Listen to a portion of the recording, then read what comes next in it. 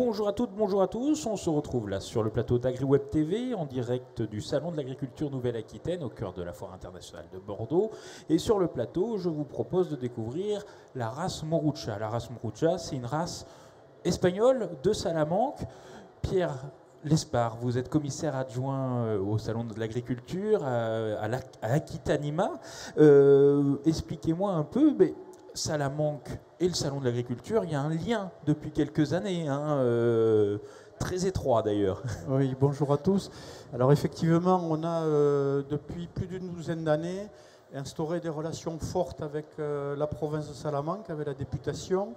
Ils ont là-bas, début septembre, une manifestation qui s'appelle Salamac, qui est une grande manifestation bovine également. Et donc depuis une douzaine d'années, on a des échanges avec et les élus, et les responsables professionnels et les éleveurs. Et chaque année, un certain nombre d'éleveurs espagnols de la province viennent à l'initiative de la députation 3 jours ici pour découvrir les techniques d'élevage, la région, etc. Et puis finissent en concours ici. Et de la même façon, nous, on y va avec des éleveurs français qui souvent vont juger les concours de races d'origine Nouvelle-Aquitaine, Limousine, Blonde, etc. Et donc on a petit à petit établi des relations très étroites qui fait qu'il y a un flux naturel qui s'est fait au fil du temps et qui s'est développé au-delà des projets initiaux. Et donc, de Salamanque, on a une race aussi. Nous, on exporte nos races de Nouvelle-Aquitaine à Salamanque, mais eux aussi, finalement, ils ont des races locales.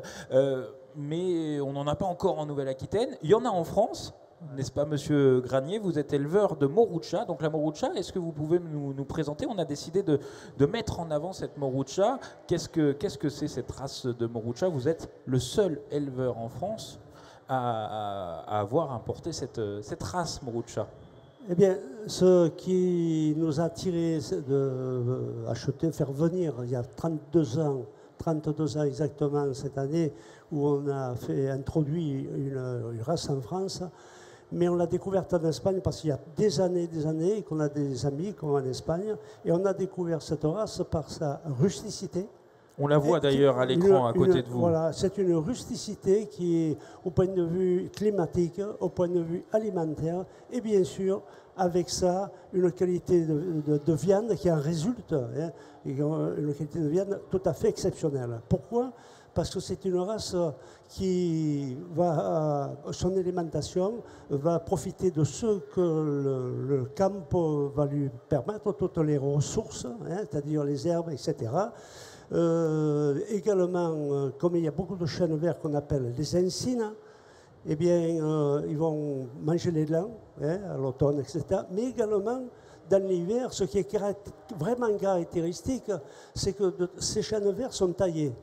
Et de temps en temps, ils taillent un arbre d'un côté, un arbre de l'autre, et ces moruches, elles sont friandes de petits rameaux qui tombent, mais ils arrivent à manger. C'est pour ça que c'est une race, je dirais presque à demi-sauvage, parce qu'elle vit complètement dehors toute l'année. Les veaux naissent dehors, les montes se font naturelles, et jusqu'à la mort, on peut dire que c'est une race qui vit dehors. Et alors, c'est une race qui ne peut pas être dedans, pas attachée, voilà. Et ce qui nous a fait découvrir, alors, comme chez nous. J'allais vous demander, justement, vous êtes, j'ai dit, le seul, l'unique oui. Éleveur de Morucha en France. Vous êtes situé à Saint-Martin-du-Croc, c'est bien ça, dans les Bouches-du-Rhône. Oui. Présentez-nous un peu votre exploitation. Alors, notre exploitation est complètement en Croc. Alors, la Croc, on est à côté d'Arles. Arles, il y a la Camargue, qui est très humide. Et nous, c'est un ancien désert, qui est très sec, qui ne doit sa vie qu'à l'irrigation qui se fait artificiellement, que de l'eau qui vient de la Durance, qui vient des Alpes. C'est un ancien désert et qui a été un petit peu, depuis 400 ans à peu près, qui a été un petit peu aménagé, bien entendu. Mais aussi, on a cette chance-là, c'est que nous avons un fourrage qui est en AOP. Le seul aliment au bétail au monde qui est en AOP. Alors on s'est dit, mais avec cette race-là qui est tellement rustique, certainement on va bien s'adapter chez nous. Et c'est ce qu'il y a eu, c'est que c'est très bien adapté au milieu. Je pense que c'est une race qui peut s'adapter partout. J'allais vous le demander parce que Je pense qu'elle peut s'adapter partout tellement que c'est une race qui est extrêmement rustique. Et c'est vrai que depuis, on fait de la vente de viande, oui. je dirais la vente à la ferme. Hein. On élabore des saucissons, on élabore j'allais vous demander, qu'est-ce que vous pâté. produisez justement, parce que vous avez votre propre circuit, je suppose. On a notre propre circuit. En dehors de ça, bien sûr, nous travaillons en agriculture biologique depuis plus de 20 ans, en plus. Mais aussi, ce qui fait la différence, justement, on élabore un saucisson. Bon, il y a beaucoup de saucissons dans le monde, sauf qu'un saucisson qui est fait avec cette viande-là, un saucisson qui est extraordinaire. Et également les pâtés, tout ce qu'on peut faire avec cette viande-là, même les spécialistes, les bouchers considèrent que c'est une viande vraiment extraordinaire. Donc il y a un marché finalement en France. Oui, nous avons un marché, mais on aimerait que ce marché se développe. Malheureusement, ça c'est une occasion de la faire connaître en France, c'est que souvent les gens nous disent oui, mais elle n'est pas connue. Le Bordeaux-Aquitaine sont connus, Limousin c'est connu. La race Morucha, c'est pas connu. Alors on est là pour la faire connaître, etc. Parce qu'il est certain que ceux qui commencent à acheter cette viande-là, ils y retournent. Voilà, on a des clients qui viennent de très loin. C'est testé et approuvé finalement, c'est un peu Oui. ça. Mais j'allais vous demander, mais d'ailleurs vous nous en avez un peu ramené des produits Oui. pour qu'on puisse la goûter. Nous, on aura l'opportunité de le Oui. faire, pas derrière l'écran, mais on vous dira que c'est bon, vous inquiétez pas. Quelles sont les particularités? Quel est le goût de cette viande? Vous nous l'avez, faites-nous un peu saliver. C'est-à-dire qu'elle est rouge, comme on peut le voir, d'un rouge cerise. Le fait qu'elle est complètement dehors, c'est une viande qui est persillée. Le peu de gras qu'il y a, il s'infiltre dans la viande, ce qui donne un goût particulier, un petit peu, si on peut dire, comme les fameux cochons, les patanins, quoi. C'est un petit peu ça. Et donc, toutes ces races-là qui sont autochtones, et toutes ces races-là, on peut dire, malheureusement, il y a des vaches, il y a des races, même en France, qui se sont perdues. Et Mtatsugula, c'est une race qui vraiment vit à Salamanque. Alors, il faut dire aussi que c'est une viande qui est en IGP, une indication géographique protégée, il ne faut pas l'oublier. Et puis, il faut dire aussi une chose, c'est qu'il y a certains restaurants qui vendent cette viande à Salamanque, mais il y a toujours la fiche. Ici, nous servons de la viande de Morucha. Bon, en tout cas, nous, on saura s'il y a marqué de la viande de Morucha.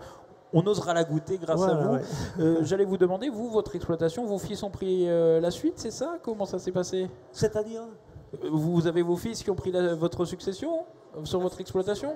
Oui, il n'y a pas de problème. On a des fils et des arrière-petits-fils. Donc c'est bon, la Morucha en France a la descendance assurée. Oui. Et ils sont tous piqués à la Morucha, j'allais dire. Oui, ils ont tous. Oui, et puis à la limite, je pourrais dire qu'on a un bon troupeau, mais je crois qu'on va essayer d'augmenter, si on peut dire, le niveau des vaches, parce qu'il nous manque un petit peu de la viande en ce moment. Voilà. Oui, c'est pour ça qu'on en a très peu finalement. Vous auriez pu nous en ramener un peu plus. Mais écoutez, c'est-à-dire que la date de la foire, pour nous, on a un mois de mai, on a énormément de travail. C'est vrai que si on avait pu venir avec la viande fraîche, faire une dégustation de viande fraîche, là, c'était le top. Ah, ça aurait été super pour nous, mais là, on viendra vous voir alors, dans les Bouches-du-Rhône. À côté de vous, on a quand même le président de la race, Jesus Castagno. Oui. Bonjour, Jesus. Donc, expliquez-nous un peu l'historique de cette race. Donc, bien sûr, Jesus parle espagnol. Donc, à côté, il y a une traductrice, Hélène Lopez. Merci d'Interco. Donc, vous pouvez traduire mes propos parce que moi, mon espagnol, il n'est pas très bon. Voilà. Ok, pas de problème. Hola Jesús, bienvenido. La primera pregunta es si nos puede explicar un poco el histórico, hacer la historia de esta raza en España. Sí, bueno, en primer lugar quiero agradecer a la organización de Aquitania la invitación. Estamos muy satisfechos de poder participar en esta feria. El agradecimiento a Juan Ramón, al organizador de la feria. En este año también más satisfacción por la participación de Llegar, ganadero de Morucha en Francia, que yo creo que es fundamental para demostrar que la raza también puede desarrollarse en Francia. Yo creo que los dos países cercanos es fundamental la relación También tenemos algo con Portugal, pero sobre todo ahora yo creo que es demostrar que nuestra raza puede adaptarse a cualquier On va país. laisser traduire un peu parce que sinon elle ne pourra pas tout traduire. Et après vous reprendrez le propos, ne vous Donc, inquiétez pas. avant toute chose, il veut remercier les organisateurs du salon, la région Nouvelle-Aquitaine, Juan Ramon en particulier, Pierre qui est ici et Monsieur Granier d'être venus cette année et d'avoir mis à l'honneur cette race. C'est important d'en faire la promotion. C'est une race qui est surtout présente en Espagne et en France, un petit peu au Portugal. Donc voilà, c'est un honneur et ça fait 3 ans qu'il y avait le projet de venir ici présenter la race, mais avec le Covid ça a été reporté, donc il est très heureux de pouvoir être ici aujourd'hui.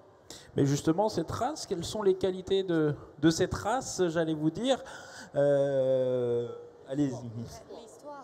Et l'histoire, Sí. oui. Ah oui, parce que vous n'avez Sí. pas encore tout répondu sur l'histoire. Donc quelles sont... La raza es muy antigua, procede ya del ancestro del Uro, ¿no? Y en Salamanca existía de toda la vida, en determinadas zonas, unas vacas más desarrolladas a veces para el trabajo. Y hace 50 años, justo ahora, se pensó por un grupo de ganaderos en hacer una asociación para conservar la raza, que no se hicieran cruces que pudieran perjudicarla, mantener la pureza y seleccionar. Y se creó la asociación hace 50 años, que se ha ido desarrollando con pruebas de sementales, calificación de las madres, y en la actualidad contamos con casi 200 socios en la asociación. Donc pour en revenir à l'histoire de cette race, c'est une race qui existe depuis très longtemps dans la région de Salamanque, une race ancestrale qui était auparavant utilisée comme c'était des animaux de travail. Et donc il y a 50 ans, il y a un groupe d'éleveurs qui a décidé de créer une association pour conserver cette race en race pure et commencer à développer un peu plus l'élevage. Et donc depuis maintenant, il y a 200 membres dans cette association, créée donc il y a 50 ans, pour maintenir la race et la conserver. D'accord. Et quelles sont les qualités de cette race alors finalement on avait un peu vu avec Monsieur Granier tout à l'heure. Quelles sont les qualités de cette race Y ahora si nos puedes decir un poco las cualidades de esta raza. Sí, ya he dicho bastante llegar, Sí. pero yo las separaría en 2 aspectos fundamentales. Uno es el sistema de explotación, que es un ganado extensivo, y las características o propiedades que tiene la raza morucha. En cuanto al sistema de explotación, y en las imágenes se ha visto, es un ganado en libertad, en grandes espacios, fundamentalmente en España es la dehesa, pero en cualquier país, como en este caso Francia, puede estar en zonas, podríamos decir, llanas o de ciertas colinas, a lo mejor en zonas montañosas no sería adecuado, pero se adapta muy bien, es muy resistente al frío, muy resistente al calor, aprovecha todos los recursos naturales, en nuestro caso de la dehesa, que es fundamentalmente donde está, y alimentación natural con los pastos o forrajes y de los árboles también, las ramas, la bellota, de las encinas, los robes y los alcornoques. Donc sur les qualités, on peut le résumer en deux caractéristiques principales. La première, c'est le système d'élevage de cette race, et après, c'est aussi les caractéristiques génétiques de cette race. Donc pour le système d'élevage, comme on l'a vu dans les images et comme Gérard nous en a déjà un petit peu parlé, on est sur un système extensif. Les animaux sont toujours à l'extérieur, naissent à l'extérieur, meurent à l'intérieur. Et se nourrissent exclusivement de ce qu'ils trouvent sur ces prairies. Donc comme on voit sur les images, c'est des prairies avec des arbres. Donc se nourrissent des glands, se nourrissent des feuilles des arbres aussi. Et c'est une race du coup qui est aussi très rustique, qui peut s'adapter à des températures très froides et à la fois très chaudes, des températures extrêmes. Et c'est une race qui met très très bien à profit la nourriture qu'elle a sur les pâtures. Donc c'est une race qui peut s'adapter finalement par sa rusticité assez facilement dans beaucoup d'endroits, beaucoup de pays, surtout s'il s'agit de zones de plaine ou avec des petites collines. En zone montagneuse, c'est un peu plus difficile, mais voilà, c'est les grandes qualités de cette race, sa rusticité et ce système d'élevage extensif dans des grandes prairies. Finalement, elle s'adapte, si j'ai bien compris. Combien il y a d'éleveurs et à combien on peut estimer le cheptel total de cette race? Est-ce qu'on a des chiffres?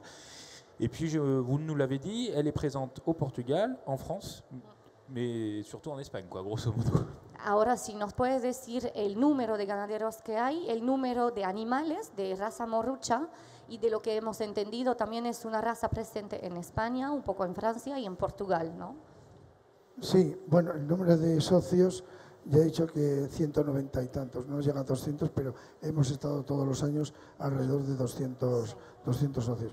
Número de animales, hay un número de animales grande que nosotros contabilizamos más los animales calificados, que son las madres calificadas y sementales calificados.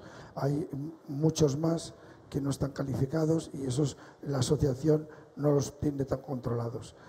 Actualmente en animales calificados son unos 16.000 a 19.000, varía según las exigencias del Ministerio en cuanto a la calificación. Sí. Donc du coup, sur le nombre d'éleveurs, en fait, ça tourne autour de 200, un petit peu moins de 200 éleveurs. Sur le cheptel total, le nombre d'animaux, en fait, on va surtout comptabiliser les animaux qui sont enregistrés au livre généalogique, donc les mères et les reproducteurs principalement. C'est une exigence du ministère et après ça varie selon les exigences du ministère. Donc on est entre 15.000 et 19.000, me dijo, animales. Entre 15 000 et 19 000 animaux enregistrés pour la race. Ça paraît, Pierre, vous qui connaissez un peu, c'est beaucoup, c'est peu, nous, par rapport à, alors, j'allais dire, aux 1 million par rapport à l'échelle espagnole, on peut dire que c'est pas énorme, hein, ça reste, mais pour une race locale, ça reste quand même des effectifs suffisamment importants pour la développer, la conserver et envisager un développement de la race. Mais à l'échelle espagnole, ça reste une petite race. C'est vrai. Vous confirmez, Monsieur Granier. Vous m'aviez aussi parlé, et après on vous redonnera la parole, vous inquiétez pas. Vous m'aviez parlé, et on le voit à l'image. J'ai l'impression qu'on a des taureaux finalement à l'image. J'y connais rien, mais vous me disiez, c'est quand même, elle s'adapte énormément et elle est quand même assez imposante cette vache. C'était ça. Oui, c'est très important. Il ne faut pas oublier quand même que le mâle adulte, un reproducteur adulte peut aller jusqu'à 1000 kg. Mais on ne s'en aperçoit pas. Pourquoi? Parce que comparativement en charolais, on appelle ça dans le jargon des culards, ils ne sont pas du tout. Ils sont très hauts, longs, et c'est vrai qu'ils ont une grosse carcasse, et ils font 1000 kg. Une vache, très facilement, on le fait dans les 600 kg. Vous voyez, mais ça ne se voit pas par rapport aux races que nous avons habituellement. On dirait que ce n'est pas possible, et pourtant on fait des kilos. Alors il faut dire aussi que c'est une race, nous on fait aussi la différence au point de vue pourcentage, en carcasse, etc. Où il y avait un point en carcasse, si vous voulez, le pourcentage récupéré, qui est assez intéressant. Mais là où c'est le plus intéressant, c'est la viande qu'on peut retirer. Parce que vous avez beaucoup de races qui en canal pèse énormément, mais après au boucher, il y a énormément de déchets. Et là, il y a très peu de déchets. C'est ça qui est intéressant. Un très bon rendement, finalement. Il y a un très bon rendement, après, au point de vue viande consommable. Il y a un très bon rendement. C'est là qu'on s'aperçoit la différence. Alors, pour en revenir tout à l'heure à cette ancienneté de race, il ne faut pas oublier que c'est une race qui a été découverte en Espagne. C'est une des plus anciennes du XVIe siècle. Du XVIe siècle qui a découvert. Il n'y a que 2 races qui ont été découvertes, l'autre je ne me rappelle plus, mais des races autochtones qui ont été découvertes il y a depuis le XVIe siècle. C'est quand même assez important, effectivement. Très important. Vous vouliez rajouter quelque chose, Sí, Jesús. hacer una aclaración. Madres actualmente puestas a semental puro están por debajo de 8.000 en España, exactamente. Donc il voulait préciser un peu les chiffres. Donc pour les mères, le nombre de mères qui vont être utilisées avec des reproducteurs en race pure, en Espagne on est à 8000 bêtes. Sí, porque la mayoría están a charolais o limousine para la cruce industrial. Après, la majorité en Espagne, ce sera les limousines et les charolaises qui vont être utilisées par l'industrie de la viande. Des races qu'on connaît bien dans le coin et qui sont même locales pour certaines. Sí, un poco también, como ha dicho Gerard, que lo que hemos dicho antes, las características de la explotación, es añadir, en cuanto a las cualidades de la raza, es el que es una vaca con un instinto maternal que protege a la cría, es muy fértil. También la alimentación natural le da esa calidad a los productos que has dicho antes llegar, una mayor infiltración en la carne, rica en ácidos omega 3 y en vitaminas y una mayor terneza. Nosotros creemos que es una carne de muchísima calidad y que allí la estamos amparando con 2 sellos, el de la IGP y el del sello 100% raza autóctone. Donc il voulait aussi préciser par rapport, quand on parlait des qualités de cette race, une des qualités fondamentales, c'est que les mères ont un instinct maternel très développé. Donc elles protègent leurs veaux contre toute agression extérieure, tout agresseur, tout prédateur. Et ensuite, l'alimentation naturelle de cette vache va donner une viande d'une grande qualité, très persillée, et avec très riche en oméga 3 et en vitamines. Et donc c'est une viande très, très tendre, de grande qualité. Et donc il y a une IGP sur cette production, et il y a aussi un label de qualité, c'est de la race 100%, on pourrait traduire race 100% autochtone. En fait. Mais merci pour cet éclairage. Moi, je vous propose de passer un peu la parole à Juan Ramon. Juan Ramon, pardon, excusez-moi. Juan Ramon, donc vous êtes commissaire international au Salon de Salamanque, hein, l'équivalent du salon ici. On a vu le tour de piste de la Morucha, c'est assez important, mais il y a d'autres races présentes, justement, vous l'avez dit, et il y a des races, j'allais dire, néo-aquitaines du côté de la province de Salamanque. El trabajo que se lleva haciendo durante todos estos años es muy importante, sobre todo por la línea que tiene Aquitanimá de hacer un intercambio de conocimiento, no solo en España, sino en el resto de Europa, de todas las razas.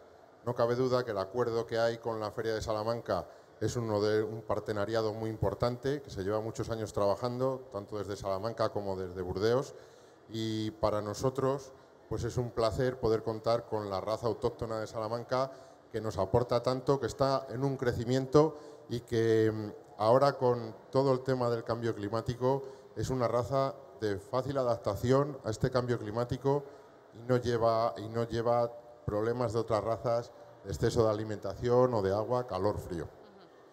Donc c'est vrai qu'il y a maintenant des années qu'un travail a été fait à travers Aquitanima et les tours pour faire des échanges avec des éleveurs de toute l'Europe. Donc pour l'adaptation, travailler sur le développement des races dans d'autres pays.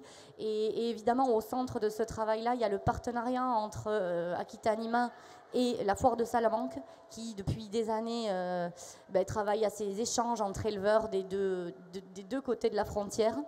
Et c'est vrai que donc du coup, pour en revenir à la Morucha, c'est une race aujourd'hui qui vient sur le devant de la scène et qui va être important, surtout quand on voit les défis en termes de changement climatique, ses besoins en alimentation, sa capacité à s'adapter à des températures fortes, c'est quelque chose qui va être important, une coopération à suivre pour l'avenir.